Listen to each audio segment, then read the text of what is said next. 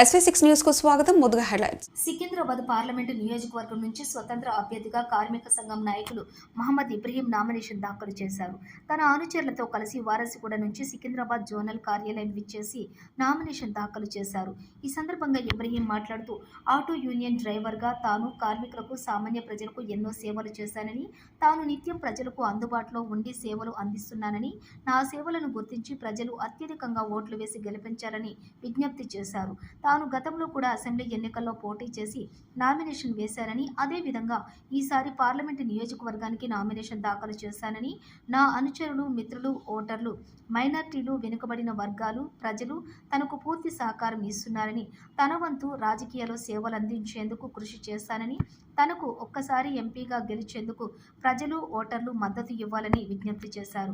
Auto union డ్రైవర్లకు రవాణా శాఖతో మాట్లాడి గుర్తింపు కార్డులు జారీ చేయించి సంక్షేమ పథకాలు, ట్రాఫిక్ పోలీసులతో ఇబ్బందులు తొలగించేవాడినని, జంట నగరాల్లోని వేలాది మంది తనకు ఆటో యూనియన్ తరపున ఆటో యూనియన్ వాళ్ళు సహకరిస్తున్నారని, అదేవిధంగా తనకు సహకరించాలని కోరారు. మహమ్మద్ ఇబ్రాహిం అహ్మద్ సికింద్రాబాద్ పార్లమెంట్ కాంటెస్ట్ గురించి ఇక్కడ నామినేషన్ ఫైల్ చేయడానికి వచ్చాను. నేను ఆల్రెడీ 18 నామినేషన్ ఫైల్ చేసిన ఎమ్మెల్యేకి ఈసారి పార్లమెంట్కి పోయి సంవిధానానికి మనం కాపాడుకోవడానికి ప్రయత్నం చేస్తున్నా. పేద ప్రజల గురించి పనిచేయడానికి ముందుకు వస్తున్నా. మా సికింద్రాబాద్ నివాసి వాళ్ళు అందరూ నన్ను కొడుకు లెక్క కనుకొని, తమ్ముడు లెక్క కనుకొని ఓట్లు వేసి కల్పించి పార్లమెంట్కి పంపిస్తే మా సికింద్రాబాద్లో ఉన్న సమస్యలన్నీ సరిదిద్ది మంచి పని చేద్దామనే ఉద్దేశంతో పనిచేస్తున్నా.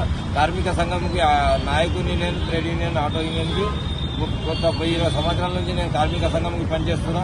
ఈసారి మీ అందరి సహకారం కావాలా. నాకు రిటర్నింగ్ ఆఫీసర్ గారు కూడా సహకరించారు, స్టాఫ్ పోలీస్ సహకరించారు, మీడియా కూడా సహకరించారు. అందరి గురించి ధన్యవాదాలు చేసుకొని మీరందరూ మాకు నామినేషన్ ఫైల్ చేసిన దానికి మీరందరూ కృషి చేసి మమ్మల్ని కలిపేయాలని ఈ మీడియా ద్వారా కోరుతున్నాను తెలంగాణ.